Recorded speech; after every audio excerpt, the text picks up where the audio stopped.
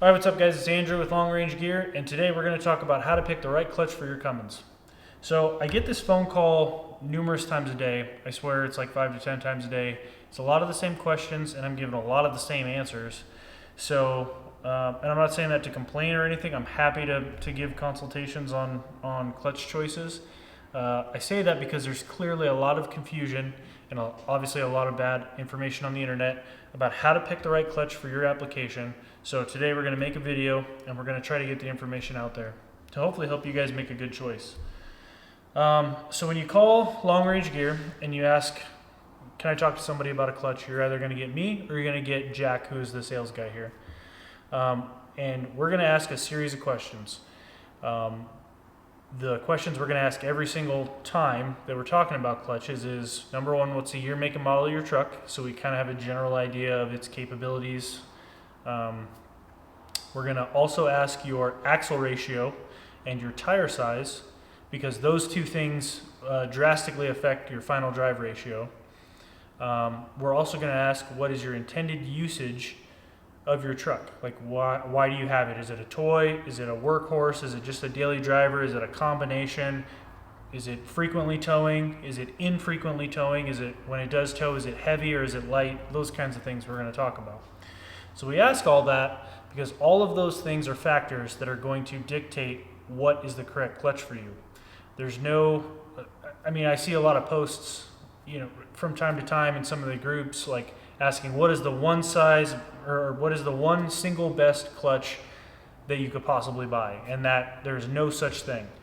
What is the best clutch for you is not the best clutch for the next guy.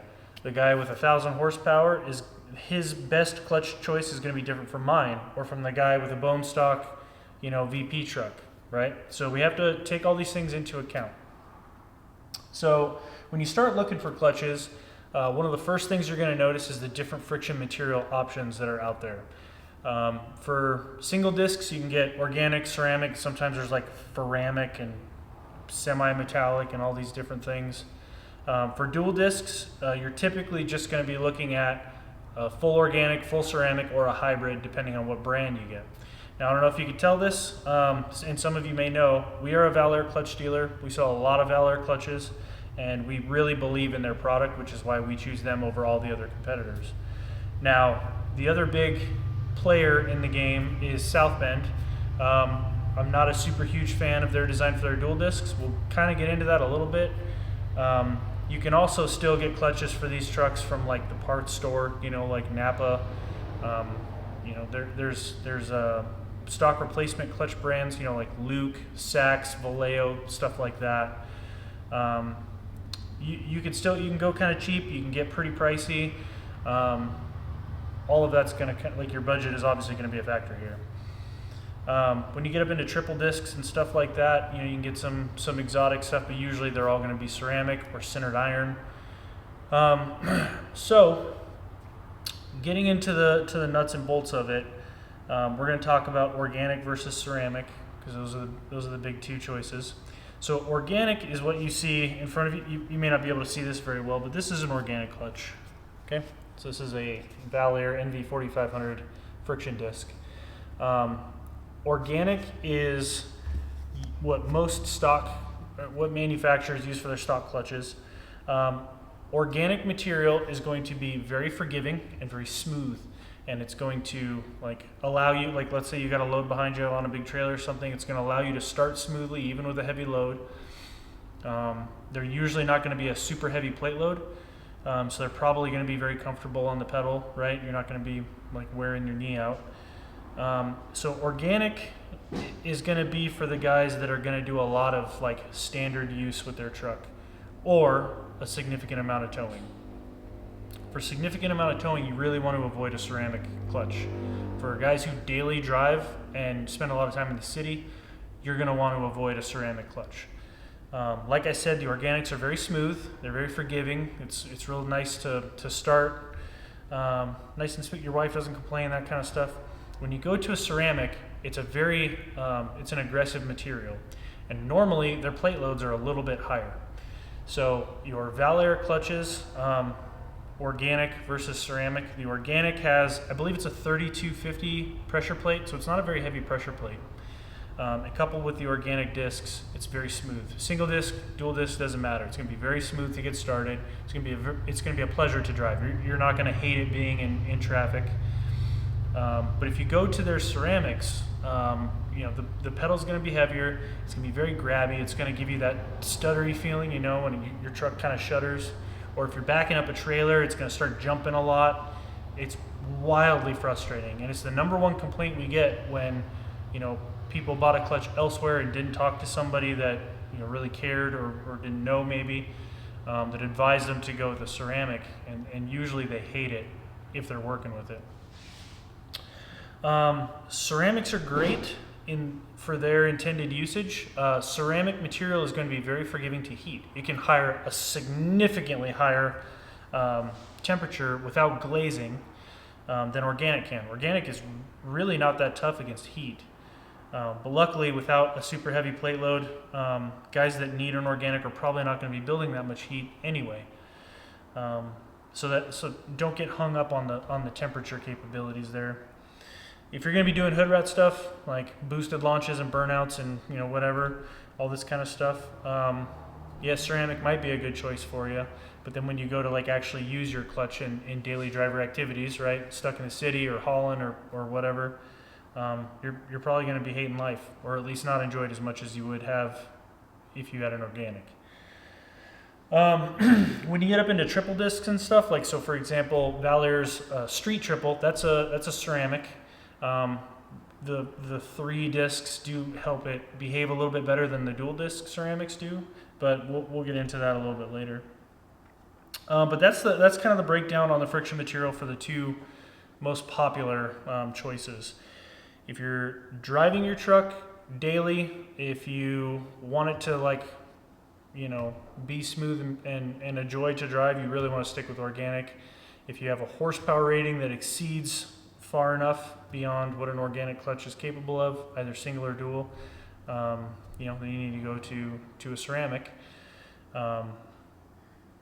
Really try to refrain from it if you can. So we're going to talk about plate count. For the diesel trucks, you're going to see single disc, dual disc, triple disc.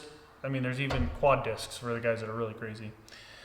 And this is usually where a lot of the conversation, when guys call me, it's usually hey, I want to stick with a single for the drivability, but I kind of want the added durability and strength of a dual disc, but I don't want all the downfalls. Give me your opinion. So what I'll say is this: when you go to a dual disc, there are some drawbacks that are pretty much universal, right? Number one, they're more expensive because you're buying more stuff, more moving parts. Number two, there will always be a little bit of noise. Now, the quiet models, we'll get into why these are so effective, but the quiet models have drastically reduced that, by a huge, significant margin. Normally when they're brand new and you put it in, guys will be blown away at how quiet their truck is. A lot of guys will say, well, it sounds like an automatic truck now. Over time, there'll be a little bit of noise development, but it is nowhere near what the South Bends of 10 years ago that made dual disc popular. Guys on the forums will be like, oh, you just got to deal with it. That's dual disc noise, It's not necessarily the case anymore. These clutches are incredible, and they're nice and quiet. So it's not really a reason to stray away from it. Even if you've got a really picky family member, or maybe you yourself just really don't like noise, it's fine. These will probably not annoy you, even if you're that guy. So the reason we would go to a dual disc over a single is for intended usage. Number one, if you're towing all the time or towing heavy a lot, we're probably going to want to put you in a dual disc, because every time that you release the clutch and you compress the discs to the flywheel to get moving, to get started, there's going to be a little bit of slip as it compresses, until obviously there's enough pressure to stop it from slipping. But for that little bit of time, there is going to be some slippage. It's just the design of the clutch, like it's how it's designed to function. When you're moving really heavy loads, there's going to be a little bit more wear than normal for it to like get that, all of that weight moving. With a dual disc, even if you don't have power that would exceed the needs of a single disc, what you're doing is you're taking all of that wear that is going to happen without fail. Instead of dividing it over 2 friction surfaces of a single disc, one on each side, you actually have 4 friction surfaces to divide that up. Number one, that obviously means less wear per surface, per face, but it also means because of that, there will be less heat. So usually these things will last longer, significantly longer than their single disc counterpart in the same truck with the same power, if both of them are appropriate. So we really like the dual disc. However, we all know the guy who made their stock clutch last 350,000 miles. Usually those guys want to stick with a single disc, and my statement to that pretty much universally is like, I made my stock clutch last 100,000 miles or more, whatever.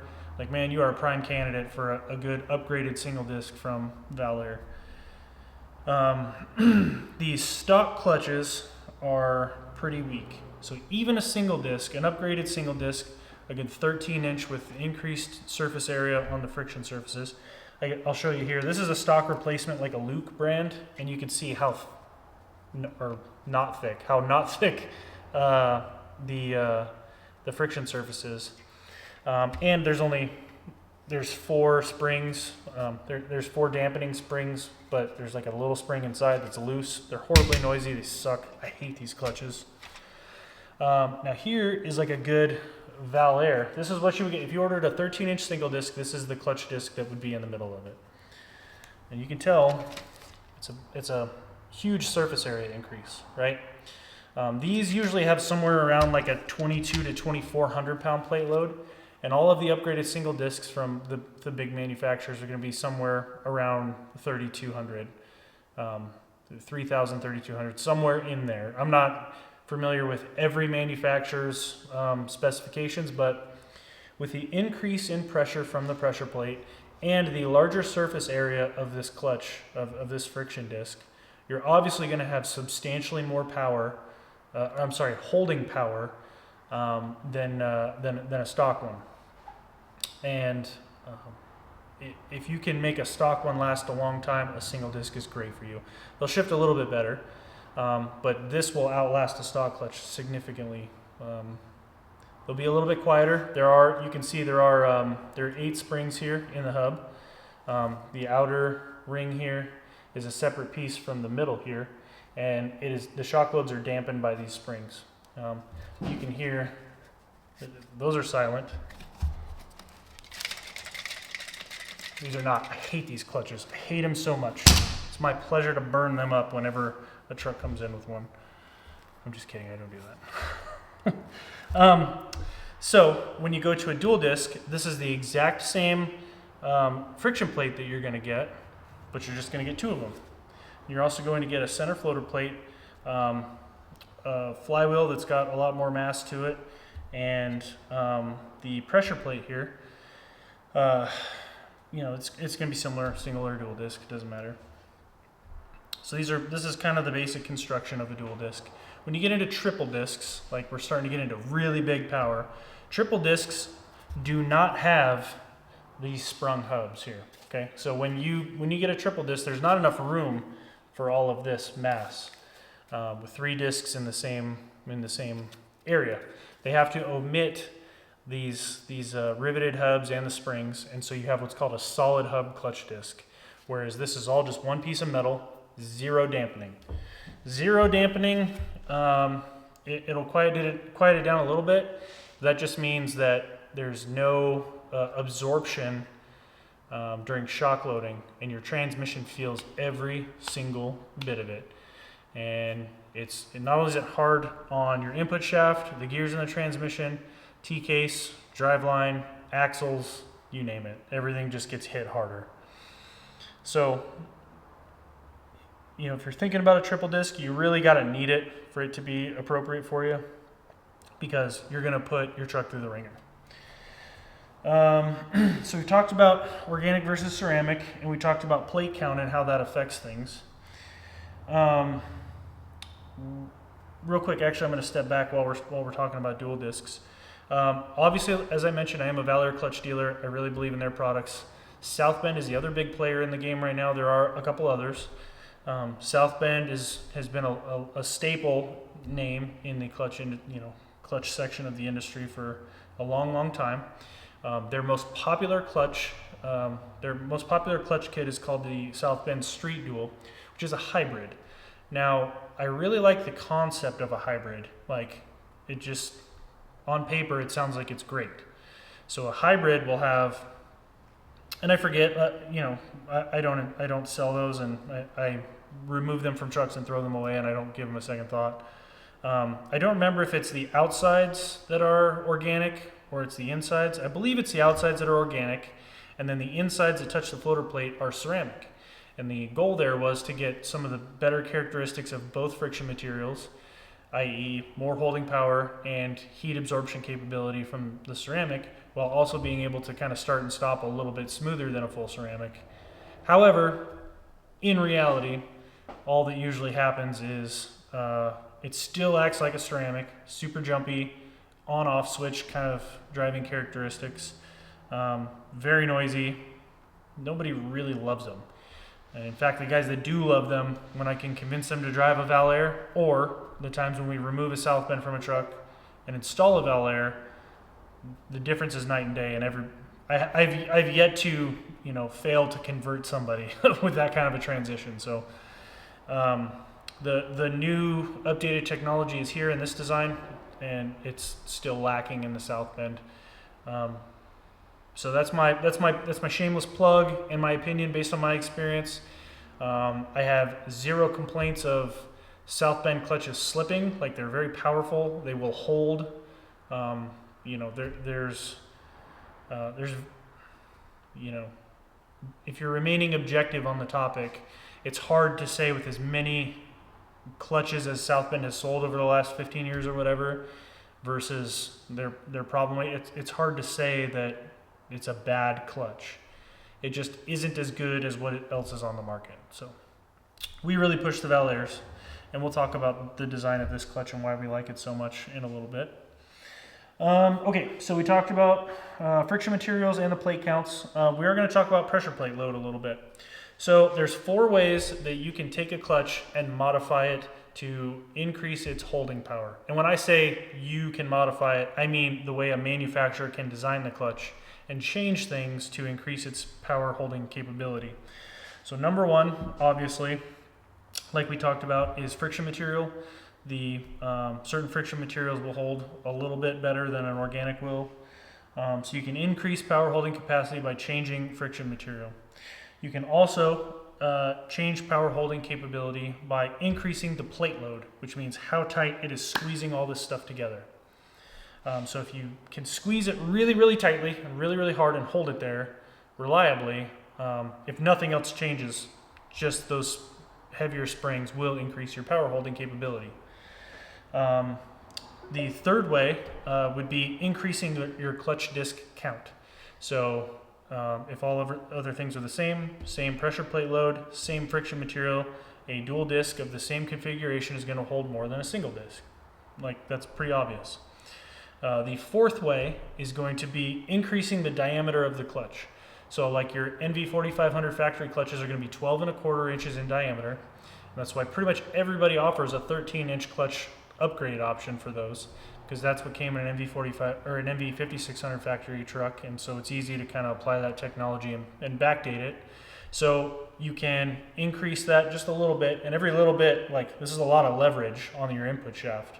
Going from 12.25 to 13-inch overall diameter is a good jump. Like, that's a lot, especially when you're increasing surface area, right? And then, adding extra clutch discs, like, we're talking, real serious increases in holding capability. So those are things to consider when you start, like, planning a build that's getting really high in power. Maybe a triple disc is for you if it fits the bill. So primary vehicle use as a factor in your clutch choice. I did touch on it. We're going to talk about it again. For guys that are daily driving, they're in a city, using the clutch quite a bit, or need to slip the clutch a lot, getting like a big trailer started, or if you live on hills, if there's a lot of hill action and you got to do a lot of slipping, you're really going to want an organic. These ceramics are for guys that are screwing around a lot, having fun, playing with their truck, using all the power that they've made. Those are definitely going to be, the ceramics are going to be targeted for those guys. Now, all of these clutches, both the manufacturers have said publicly that they are, I'm paraphrasing obviously, but they are conservatively rated on their power. So the organic dual discs are rated for like 550. I've installed these in 800 horsepower trucks. The the driver is aware, and in speaking with them, I determined that they are a responsible driver. They know what they're doing. They're not out to break stuff. They're not out to get reckless or anything like that. They just want more power to tow with, and they know to be reasonable, be easy on it. This clutch will last at that power level with a good driver that knows what they're doing and isn't trying to do hood rat stuff. So the primary vehicle use will dictate a lot about the friction material. I can't harp on that enough. A lot of guys call here thinking that they want to go ceramic because ceramic just must be better. It's just rated higher, right? So it must be better. But it's just really not. If you're not exclusively screwing around or your power capability is so high to require it, man, you just stick with an organic. You'll love driving it a lot better. Especially for towing. Towing with a ceramic is the worst. It sucks. Backing up the trailer sucks. Getting started sucks. If you're going up hills and you gotta shift a lot and maybe slip in certain points, you're just gonna hate the ceramic. So stick with an organic. Don't be afraid. So we talked about the drawback to triple discs. Input shaft size. So this is mainly going to be for the NV4500 crowd, although it does apply to the NV5600 crowd because the early years, they were 1.25 inches as well. But your NV4500 is easily upgradable to 1 3/8. Am I saying that you should do that all the time? No. We rarely see 1 1/4 input shaft snapped. I'm not saying it doesn't happen, but usually in trucks that are equipped with an NV4500, we're not talking 600-700 horsepower street rods, right? We're talking about like second gens that belong to a farmer, guys that are just hauling stuff. 1 1/4 is more than sufficient in the overwhelming majority of applications. Now, you can get a 13-inch clutch upgrade with an 1 1/4 input shaft, no problem. We sell them all the time. This is a great opportunity if you're going to upgrade your clutch to go with an 1 3/8 input if you feel like it. If you feel like you're going to be putting enough stress through there, the 1 3/8 upgrade is not a big deal. I do recommend that for guys who in the next couple of years, if they think they might upgrade to an NV5600, I suggest going with like a dual disc organic with the 1 3/8 upgrade. That way you can remove the transmission, your NV4500, and stab an NV5600 in there, no problem. The 1 3/8 is it's literally an NV5600 clutch. There currently is not alternative sizes for like G56s or anything like that, so it doesn't really apply to you guys. Starter spacers. I get the question a lot about a starter spacer. So the trucks that came with NV5600s, like originally equipped with an NV5600, is going to have an adapter plate, the one that bolts to the back of the engine. The starter spacer is going to be cast into that. So if you look at your starter and you look at the adapter plate, in most cases the adapter plate is flat and the starter is bolted to it. But you'll notice on an NV5600 truck, an original one, that there's about a 1/2 inch little casting raise. It looks like just a little like a little hill leading up to a mounting surface where the clutch is going to be.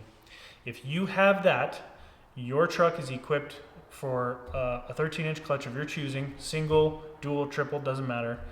That adapter plate is going to work for you. Now, if you are like manual swapping your truck, you don't have to find one of those adapter plates because they are rather rare. You can simply just use a starter spacer. A starter spacer is required anytime you want to use a 13-inch clutch with an NV, 4500, 5600. If you don't have the cast-in adapter plate, it's not a problem. You'll just unbolt your starter, put a starter spacer in there, bolt the starter up. They do come with hardware, so it's just not a big deal, and it saves you the hassle of trying to find one of those adapter plates. That will allow you to go from a 12.25-inch clutch or do your manual swap, whatever. Put your 13-inch clutch in there, and your starter will be correctly spaced.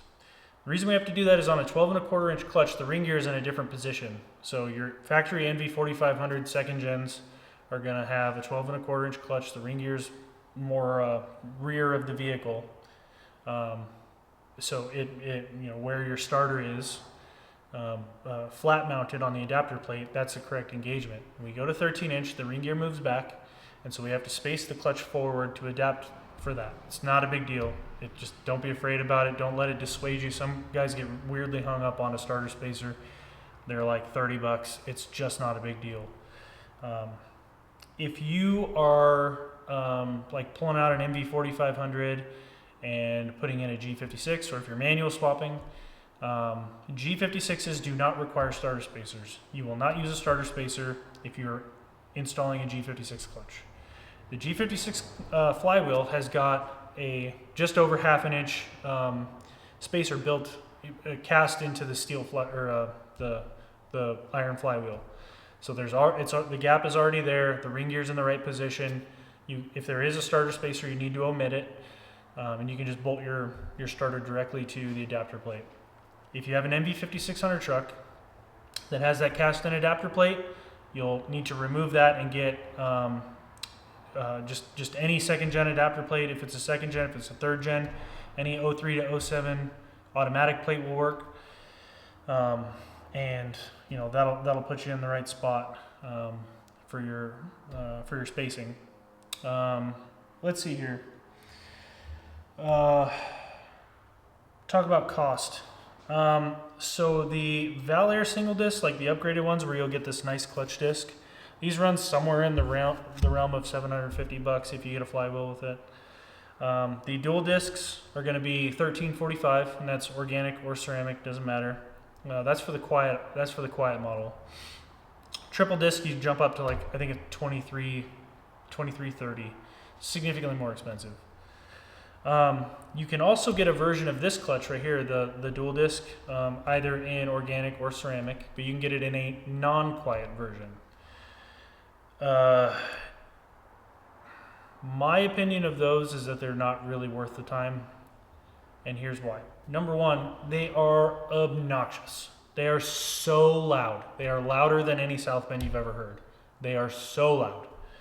If you are on a super strict budget and you can only afford the $1,100 for a non-quiet version, fine. I'm not going to knock you for it. You're just going to have to deal with a ton of noise. It sucks. Those come in organic or ceramic. These quiet models, you'll notice on this model here, and I don't know how well the camera can pick it up, but you have these tabs for your floater plate that fit into the gaps of your flywheel here. You'll notice these metal straps. These metal straps actually go over to this bolt. So this shoulder bolt goes through here for centering and alignment, but to keep this floater plate from rattling both on that shoulder bolt and on these hard edges of the flywheel, they use these straps, and these straps go to this bolt here, and it spaces it away and it keeps any metal from touching, and it did a really great job of quieting down the clutch. It's awesome. It's substantially improved over any South Bend. Now, the side effect of that is actually very positive. Because that metal strap is keeping anything from touching here, there's no friction when you depress the clutch, and your pressure plate moves back, creates space for this to move rearward, for your floater plate to move rearward, and this clutch disc to move rearward, and that way there's no drag on your input shaft. Now, in order for this floater plate to move, like with a south bend, there's these little pucks, right? And for this to move back, those pucks have to slide on the inside of the flywheel. And when they slide, right, there's obviously friction. When it's brand new, it's not that big of a deal. But when you've got 20, 30,000 miles on your clutch and there's dust, all built up in here, and where like it starts to get a little limited, right? There will be like a small little scope that it can move naturally, and it starts to shrink with the more accumulation of dust and the more wear, and the little bumpers that they have, or the rubber that surrounds the ears on the new design starts to wear down, and it gets a little bit more movement. It just sort of degrades over time. Whereas this metal strap, there's no friction moving forward and back. So the side effect of that is these shift much better, substantially better. Especially in reverse, like with a G56 truck, healthy synchronizers, correct fluid, and one of these clutches, it should just fall right into reverse. It should go into first gear very easy from a stop. Those are going to be your most common complaints on a south bend. So we really like these. We don't see these straps failing. We don't really have a lot of negative effects from this design. Like they're just not. It's quieter and it shifts better. Like it's great. Their friction materials hold up. They don't delaminate. We don't have any problems with that. What I will say, and this is just a technique that we use when we install clutches here, and when we install clutches here and we do the break-in, we've never had a clutch fail, like start slipping, I should say. We've never had a clutch start slipping. When you get this clutch, when it arrives at your doorstep, after the shipping company like rolls it down a hill or something, you're going to unbolt it, and you're going to see maybe there's just a little bit of coating on stuff to keep it from rusting. So you want to take all this stuff apart and degrease it with a good brake cleaner really well. That's any contact surfaces you're going to clean, degrease, and make sure it's good to go. Now, these are all freshly machined parts. Everything's nice and smooth, and that's great. However, when we're trying to make this friction disc fall in love with this flywheel and this floater. And that's what the break-in period is for. Be real gentle on it so this thing can acclimate itself to these components. What we have found that helps, and is there's no downside to it, is we just take like a little bit of Scotch-Brite and we kind of scuff this up just a little bit. Give some soft cross-hatching here and on here, both sides really.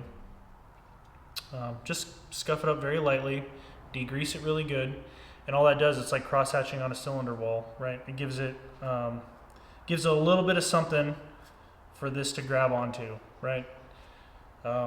We've been doing that for years, and no ill effects. And again, we have never slipped a clutch that we've installed here. When we do the break-in on it, we have only had one customer ever call and say that one of these was slipping, and we did not get to do the break-in for him because he had other truck problems and it went elsewhere. Following the instructions would be the other key to this. During the install of a Valair clutch, you're going to find a QR code on your box, and so for you old guys there that aren't super familiar with that, there's just going to be a stupid little square with little dots and stuff, and you're going to whip out your phone. You're going to take a picture of that, and when you are actually aiming the camera at it, a link will appear, a small yellow link, and you just click it, and it's going to take you to the Valair installation instructions. And you have to read those, because inside those installation instructions, it's going to tell you to clean the input shaft and put it into this clutch dry. That means that, yes, you're going to have to disobey your great-grandpappy who told you to always put 6 gallons of wheel bearing grease on your input shaft. That is a thing of the past. Don't do it. Once you start spinning this stuff, it's going to fling that stuff onto your contact surfaces. Your clutch is going to slip. Just don't do it. It doesn't benefit your clutch in any sort of way. You're going to follow the torque specs, obviously. Make sure you do that. And then when you're installing this, use the it comes with an installation alignment tool, and so you're going to put a little bit of upward pressure and start slowly torquing the bolts on your pressure plate down. And while you do that, kind of wiggle the input shaft up and down, side to side, start to slide it in and out. And you want really smooth, when that's installing, you want it to be very smooth in and out. And that means when you're trying to balance a super heavy transmission, like either on a jack or on a big transmission lift like we have, these things can get kind of awkward and it seems a little dangerous. You don't want to be under there like cussing and pissing and moaning and throwing wrenches and all that kind of stuff because you can't get it aligned. The more time you take during installation, especially with an installation tool, or even better if you have an input shaft available, use that. And as long as you can get that thing to slide in and out with very little effort, your transmission should stab very well. Make sure your dowels are in the bell housing or in the adapter plate. Just make sure you have 2 dowels there. Make sure your input shaft is in good condition. All of these upgraded flywheels have got a sealed roller bearing. It's a 1635-2 RS bearing. It's a very common bearing. They use it like on electric motors and all that kind of stuff. Super capable bearing. It can spin like 13,000 RPM, I think, from some manufacturers. Obviously, you're never going to see that in this truck. If you misalign your transmission when you're trying to stab it, you can beat the hell out of that bearing, and you don't want to do it. So be careful. But those bearings are great. It's going to save your input shaft. If your input shaft is all dicked up, you're really going to want to replace it or repair it somehow before you stick it in here, because that bearing is going to give your input shaft the support it needs, on the other end, to get good clutch function and longevity, obviously. Furthermore, once this is installed, there's a couple notes on the throwout. So number one, the Valair throwout bearings are actually really good. We don't see failures with them. They're pretty solid. They are very affordable and they work really well. Prior to that, I was always using SKF bearings, which are available from Napa. They're quite expensive, but they hold up really well. I really like them. So if you have a really quiet truck, you may notice a little bit of noise from it, but it's very subtle. They will last you a long time. The South Bend throwout bearings, I despise. Now, they are made by Koyo, and Koyo is a brand that I trust deeply in pretty much any other application. We only use Koyo Nachi NTN bearing kits in all of our transmissions, and I do have reasons for that. But they are super high quality bearing. Like I've used like hundreds of thousands of dollars of worth of them, and they just hold up really well, except in this instance. So I can understand why South Bend chose Koyo, because it is a really solid brand with a great reputation, but their throwouts are just hot garbage. If you must install a South Bend, okay, take that Koyo and chuck it. I've had them go out in under 1,000 miles. It just is what it is, and it sucks to like just stab your 5600 in your truck and be so excited about your new clutch, only to have it squealing and making your pedal feel weird, not shift very good. It's just not worth it. So Valair or SKF throwout bearings is the way to go. We always install a new pivot ball anytime that we send a transmission out. The pivot ball is actually very important. So when you go into the forums and anybody talks about any sort of clutch issue, there's going to be 972 replies from everybody and their mom saying, did you remove the washer from the pivot ball? Because everybody thinks it's the hugest deal in the world. And then they also will not replace their pivot ball. Your pivot ball, like some of those have like 3/16 of an inch worn off of them, right? So you can see the problem there. If a little washer is like the end of the world for the internet, why are we not like replacing these pivot balls like en masse? I just don't understand. So replace your pivot ball. The washer, I don't know what South Bend says because I don't care, but Valair wants you to remove the pivot ball. I will tell you right now, and again, this is against the manufacturer's recommendations, so if you want to maintain your warranty for your clutch, do what your clutch manufacturer says. If I'm installing your clutch, I will do what the manufacturer says to maintain your warranty for your setup. However, for my trucks, I will never remove the washer, ever. I won't do it. So the logic behind that is when you get to high mileage and your friction discs are getting real low, obviously the natural state when your clutch is compressed, your fingers are going to be sticking up a little bit higher, and it can create a binding scenario up against the input retainer on your transmission. The downside is that you're taking your fork, and instead of keeping it pretty close to parallel, on a very small scale, you are kind of already angling it this way. And so to get the same amount of throw from your throwout bearing, your push rod has to travel farther. You can compensate by adjusting a little bit, but just the sheer geography, the basic geometry of it, you're going to get the most efficient throw by having it be like completely parallel, and push this end in and then come back to parallel. Like you're going to get your most efficient throw to get to the disengagement that you need for a good shift. All right, sorry guys, I don't know why the camera died, but it did. Continuing on with what we were saying, I always leave my washer in. I realize that can cause a problem for the manufacturer, and if there's a warranty scenario, I don't care. I prefer the function of my clutch over maintaining my warranty. However, again, if you are installing a clutch to maintain your warranty, follow the manufacturer's instructions. Secondly, on that topic, your hydraulics. Your hydraulics directly affect how your clutch behaves, and it will directly affect your end user experience. You can have a perfect transmission, perfect clutch installation, and if you have weak, old, failing hydraulics, even just a little bit, it can take a wonderful shifting setup and be not wonderful. In fact, sometimes it can get really bad. And obviously the first thing everybody does is blame the transmission and the transmission builder. Okay.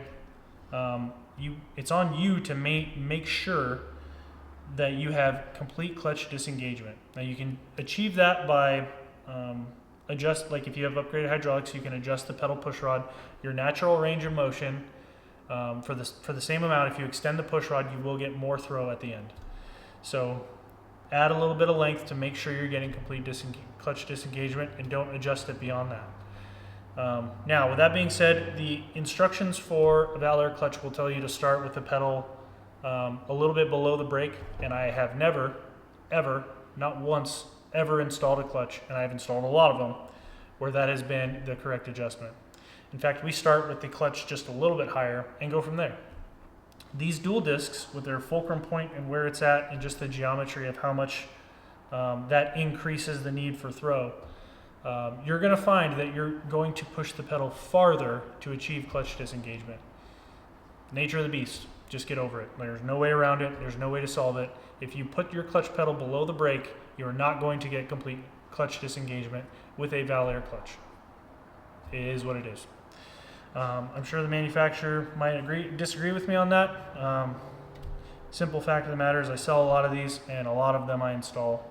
I've done a ton. I know exactly how to get these to where they will shift perfectly, and that's part of the recipe. Let's see here. Problems with your clutch. Obviously, if your throwout bearing goes bad, it's going to create some weird pulsing issues. It's going to manifest itself in some very odd ways, but usually is accompanied with some noise. And in that case, changing your throwout is not that hard to diagnose. I was just harping on making sure you get complete clutch disengagement. And incomplete clutch disengagement is going to make it very hard to get into first, second, or reverse, and it's probably going to cause some negative shift quality when moving. And even guys with a very healthy clutch, a very healthy transmission can experience this just from bad hydraulics, from not getting the clutch completely disengaged. Now, if you have a very healthy clutch, transmission, and healthy hydraulics, and they're adjusted properly, and you're still experiencing symptoms that mimic clutch disengagement issues, one thing to check is this sealed pilot bearing here. A lot of the manufacturers use a variety of brands and stuff like that. Some are less awesome than others, and I've had really good luck with access bearings from, like, we have a Maguire bearing right down the road. I use a ton of Maguire stuff. Their access bearings are awesome. SKF, the 1635-2RS bearings are available from Napa anywhere from SKF as the manufacturer. Those things, great. Some factory ones, not so great. But as long as it's a sealed roller pilot and you get a good one in there, you're going to love it. If one of those is not good and it fails, it either blows through the seals or for whatever reason is failing. What it can do, because that bearing's not spinning freely and smoothly and free of drag, it can actually drive your input shaft directly. So your flywheel is always going to be spinning with engine RPM, and therefore your floater plate, if you have one, and the pressure plate, those are always going to be spinning at engine RPM no matter what. The clutch discs, when you depress the clutch, these things in theory should stop, and your input shaft is obviously connected to these. In theory, when you depress the clutch, release the tension here, your input shaft should stop moving, or, to the speed of the output shaft, whatever, we're getting into other theories and things like that. The goal is to get these to stop, completely remove the load from the clutch so that your synchronizer doesn't have force from both ends fighting each other. And that's how you get a good clean shift. There will always be force on the output shaft from the drive shaft differential through the tires to the ground. There will always be force on the output shaft. And if you can get zero input onto the clutch discs, that way when you go to shift, this is free to move or to float or whatever, however your transmission wants in that scenario to get a good clean shift. If you have a failing pilot bearing in here, that can be dragging on the input.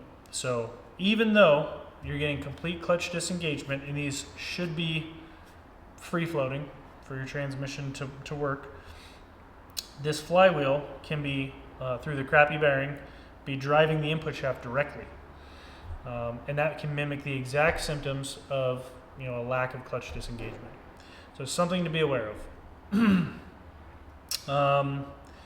So we've talked about hydraulics, pedal adjustments, all those kinds of things. Those are all keys to making your clutch work. You can't just bolt this in and expect it to be perfect out of the box, because it's not going to be. You will have to spend a few minutes, and when I say a few minutes, it literally you should be done with this entire ordeal before you leave the parking lot. Less than 5 minutes. You'll be able to tell if it's really simple to get into gear and smooth and easy. You probably have good clutch disengagement, and if it's not, you need to add length to the push rod, and you have to dial that in. You can't just get lazy and call me and be like, this sucks. I'm going to tell you to adjust the pedal push rod, and when you refuse, I'm going to tell you that you're on your own, because I can't help you if you won't help yourself. I don't know if you can tell, but that happens quite a bit. Yeah, so I think I covered everything. If you want a Valair clutch, we are Valair clutch dealers. We have them on our website. We don't have ceramics listed because I want to try to dissuade guys from going to ceramic unless they need it. If I've talked to you and said, yes, a ceramic is a great option for you, or if you just know that you're in that sandbox, or you know that you're going to be getting very aggressive with your driving, and you know that a ceramic is what you want, you can simply order an organic from our website. Put a notation in the, there's a little line for notes in every order, and you can simply put, please substitute for a ceramic, and we'll happily get it out to you. I think that pretty much addresses most of the common questions, and if you have any others, please give me a call, and I would happily discuss with you how to either troubleshoot your scenario or pick you the best clutch. But basically, I'm going to do what I can to help you get the best clutch for your application. Almost always it's a Valair, and we're going to make sure that you're happy with it in the long term. And if you pick the right clutch setup, this should last you several years, and you should definitely get your money's worth. Despite their high price tag, you can really make some money with these clutches. So again, I'm Andrew. I'm the owner of Long Range Gear in Spokane, Washington. If you have any questions, again, give us a call. Check us out online at www.lrgdiesel.com, and all of our social media. We're Long Range Gear on both Instagram and Facebook. And then obviously you're watching us on YouTube. If you haven't subscribed, please hit that button. It helps me so much. And we can prioritize videos like this that are very informational. Thanks guys, we appreciate you tuning in. Check us out and stay tuned. We got a lot of cool stuff coming. Thanks.